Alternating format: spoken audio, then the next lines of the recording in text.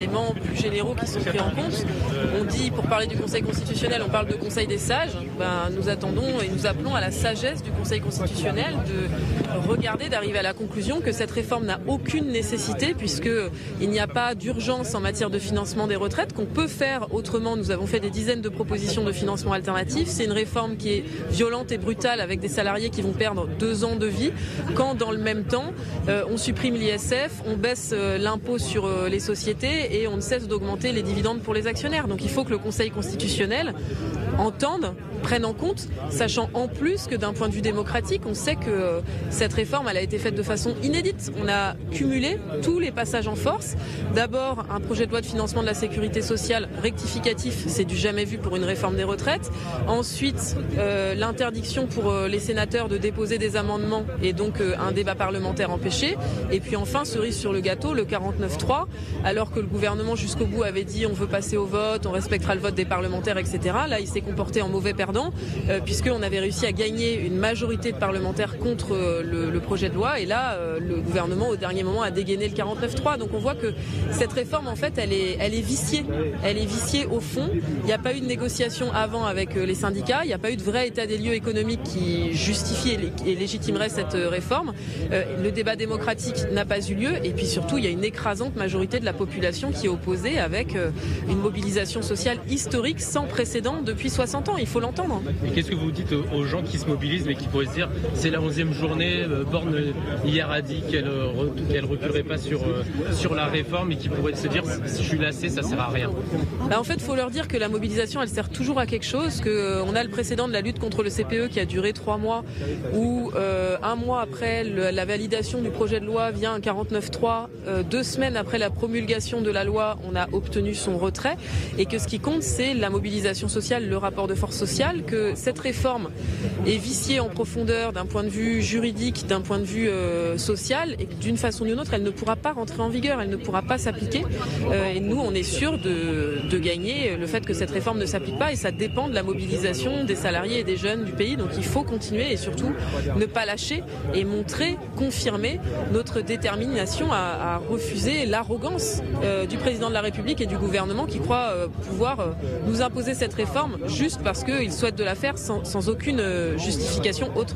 À titre personnel, le Conseil des sages, c'est vendredi prochain. Oui. Vous appelez déjà une nouvelle manifestation la semaine prochaine? Alors, on n'appelle pas à des mobilisations à titre personnel. Donc, on a une intersyndicale qui va se réunir ce soir et qui va tirer les leçons de la journée d'aujourd'hui et décider des suites. Donc, vous saurez ça ce soir. Merci. Christian Arte, quel est votre état d'esprit cette première manifestation contre le secrétaire général de la CGT? Comment vous vous sentez? Déterminé à gagner parce que là on sait que tous les regards du pays, des salariés sont braqués sur nous parce qu'il y a une très large majorité de la population qui ne veut pas cette réforme et pour de bonnes raisons puisque c'est une réforme qui est extrêmement violente pour les salariés, violente pour les femmes, violente pour celles et ceux qui font des métiers pénibles et donc on a la responsabilité d'en gagner le retrait et c'est cette responsabilité qui pèse notamment sur mes épaules. Vous vous sentez à l'aise dans cette intersyndicale? On a senti peut-être petites divergences avec Laurent Berger sur cette question de pause et de médiation. Non, en fait, depuis le début de la mobilisation, de toute manière, tous les commentateurs politiques et notamment le gouvernement n'arrêtent pas de dire que l'intersyndicale va exploser. Vous voyez que depuis 3 mois, ça s'est pas du tout passé, donc je peux vous dire que ça ne se passera pas. Mais si vous voulez alimenter le récit médiatique avec des choses, voilà, mais ça ne se passera pas. Donc vous êtes déterminé à aller jusqu'au bout? On est déterminé à aller jusqu'au retrait de cette réforme. Et ce que nous avons dit hier de façon très ferme à Elisabeth Borne, c'est qu'on ne pourrait pas tourner la page tant que cette réforme ne serait pas retirée. Il faut que le gouvernement comprenne que ces tentatives de diversion, de dire par exemple le chef de l'État qui dit je suis prêt à vous recevoir une fois que la réforme soit promulguée, il ne faut pas nous prendre pour des imbéciles en fait. Il ne faut pas prendre les Françaises et les Français pour des imbéciles. Cette réforme, on n'en veut pas. Il y a une mobilisation sociale massive, il faut l'entendre, et à partir du moment où elle est retirée, on pourra enfin parler des vraies priorités, à savoir les salaires qui pour la première fois baissent dans le pays du fait de l'inflation, la question environnementale, la question des conditions de travail et de la pénibilité, etc., etc. Il y a plein de choses dont on veut parler. Mais pour pouvoir en parler sereinement, le préalable, c'est le retrait de la réforme. C'est la 11e journée de mobilisation aujourd'hui. Est-ce qu'il n'y a pas un risque d'épuisement des militants et des salariés dans le pays? En fait, ce que cette journée démontre, c'est la détermination à continuer la mobilisation. Parce que ce qu'on voit depuis le début, c'est qu'il y a des hauts et des bas dans les chiffres de mobilisation, mais que la mobilisation, elle reste élevée. Il faut faire attention, c'est relatif les chiffres. En termes de mobilisation sociale, si on regarde depuis 60 ans, on est sur des chiffres qui sont toujours extrêmement élevés. Et là, il y a une détermination des salariés, des jeunes, des grévistes. J'étais ce matin sur un site en grève avec des gaziers en grève depuis 33 jours. Et la détermination, elle est intacte à continuer la grève, notamment pour celles et ceux qui sont en grève reconductible, jusqu'au retrait de la réforme.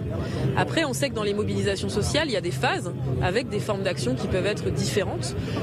Et donc, c'est ça qui va continuer à nourrir la mobilisation sociale.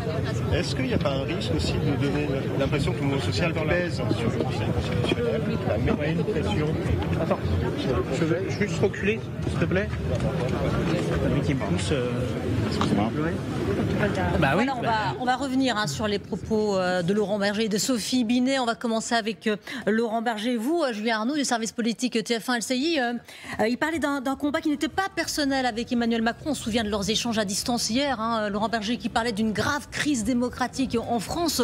Aussitôt, l'entourage du président répondait depuis Pékin qu'il n'y avait pas de grave crise en France. On a l'impression que ces deux-là sont un peu irréconciliables. Oui, on a eu ces passes d'armes à distance à nouveau, j'allais dire, parce qu'on avait déjà senti que le climat, on avait bien vu qu'il était très compliqué entre Emmanuel Macron et Laurent Berger. Les deux disant, soit face caméra, on coulisses, non, il n'y a pas de problème personnel, c'est vraiment sur le fond, sur le texte, etc. On voit que ça reste compliqué entre le patron de la CFDT et le président de la République. Même à 8000 km de Paris, il tenait, et son entourage, à le faire savoir, que c'était pas comme ça que ça marchait, qu'il n'y avait pas de petites phrases qu'il fallait se balancer l'un contre l'autre ou l'un en direction de l'autre. Donc on est à un point, oui, on allait dire, de crispation entre le leader de la CFDT et le président de la République. Comment ça peut évoluer? On le sent bien dans le discours. L'un et l'autre, et j'allais dire, les syndicats comme l'exécutif, ils attendent une date. C'est le 14 avril, c'est vendredi soir prochain, c'est l'avis du Conseil constitutionnel. Et à partir de là, eh bien, chacun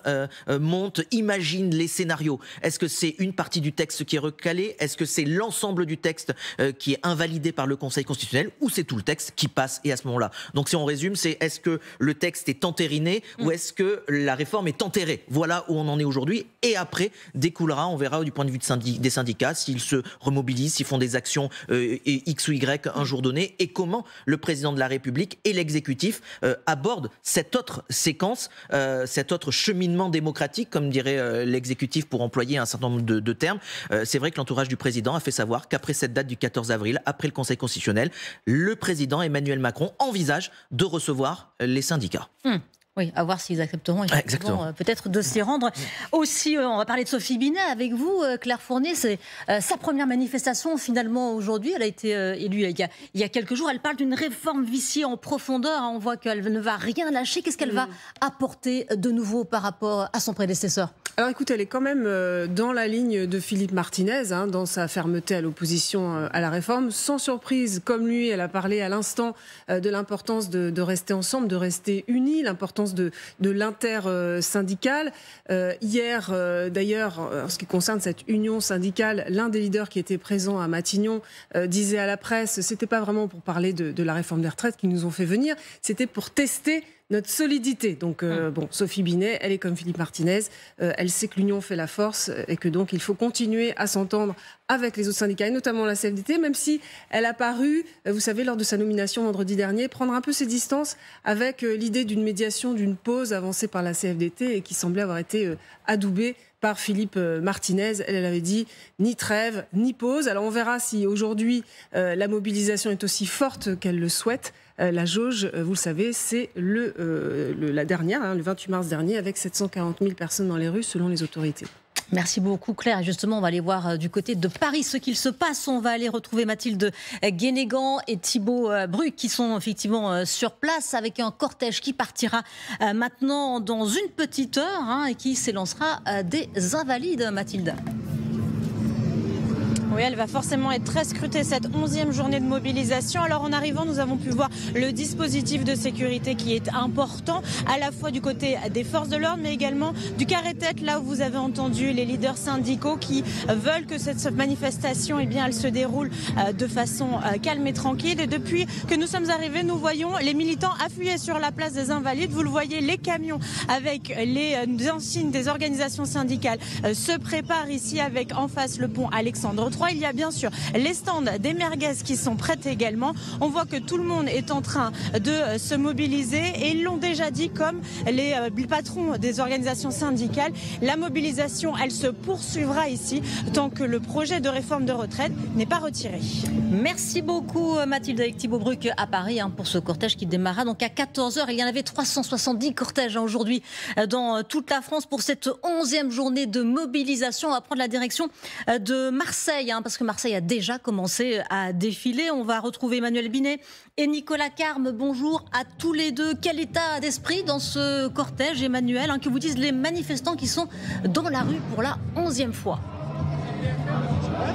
Écoutez, les manifestants, ils sont très motivés. Encore aujourd'hui, les chiffres viennent de tomber. D'après les syndicats, 170 000 personnes battent le pavé en ce moment. Alors, selon la police, c'est un peu moins, 10 000. Vous savez, à Marseille, on a toujours un écart de taille. En tout cas, je me trouve avec Véronique, qui est coordinatrice des éboueurs des Bouches-du-Rhône. Bonjour Véronique. Bonjour. Est-ce qu'il y a une démotivation dans vos rangs?